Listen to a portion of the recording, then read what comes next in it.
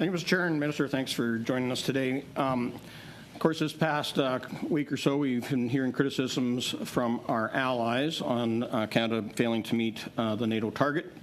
We heard from the Americans. Donald Tusk, Prime Minister of Poland, has raised this concern lately, as well as Prime Minister of Estonia.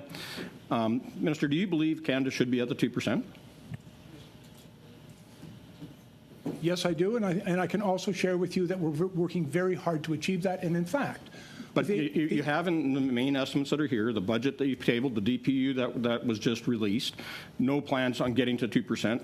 Prime Minister Trudeau is quoted in secret documents that were released to the media some time ago that Canada will never make the 2%. So who's stopping you as Minister of Defence from getting to 2%? Well, if I may answer your question, first of all, the budgetary increases I present here in the new mains estimate, plus the money that will be included in the budget when passed, that we've just introduced in Parliament, it will result in an increase in our defence spending by 27% next year over this year, and it brings us much closer to that 2%. The things that we have articulated in these estimates, under the Strong, Secure and Engaged project, and now in the new Defence Policy Update, are now Strong and Free, brings us to 1.76. But we've also indicated, Mr. Bazan, to our allies and to Canadians that in addition to those things which are now fully funded once that budget is passed, and I very much look forward to your support in getting that budget through.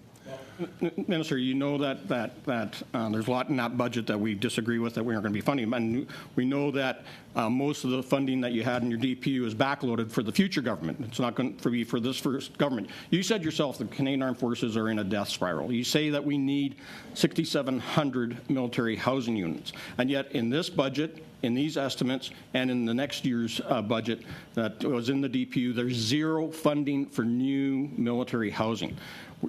We're in a retention and recruitment problem, and yet one of the problems we're hearing is that our troops are living rough. They are unhoused. They're living in tents, cars, and campers, or living in precarious situations that sometimes could lead to domestic violence.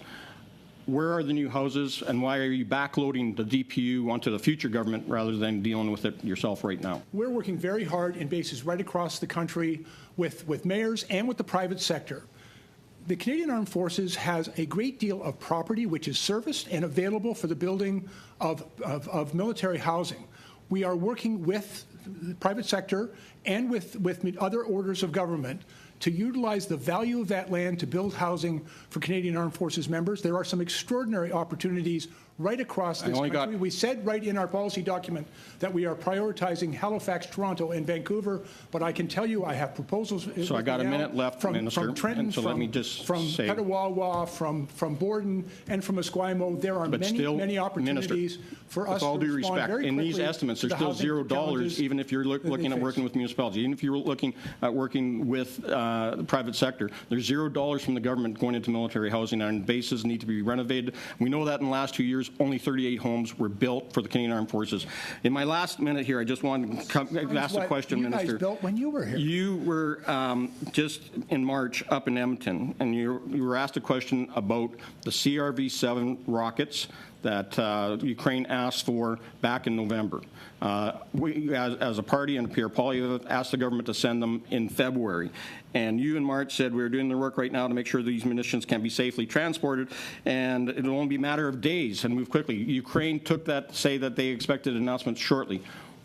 Why haven't the CRV-7 rockets been sent to Ukraine? They need them now. And where is the NASAM that you promised, or it was promised by Minister Anand 18 months ago? And we are working with the Ukrainians with respect to delivering the CRV-7s, but there is work ongoing, and perhaps that might be a question you want to ask the Deputy Minister, the status of the safety of, first of all, the utility and the safety of transporting those munitions to Ukraine, and with respect, and thank you for the question on the NASAMs. Ukraine said that they needed NASAM rockets. We don't have any. We went to the market to see if we could purchase them. It was going to take 4 or 5 years, so we went to the United States to expedite that acquisition.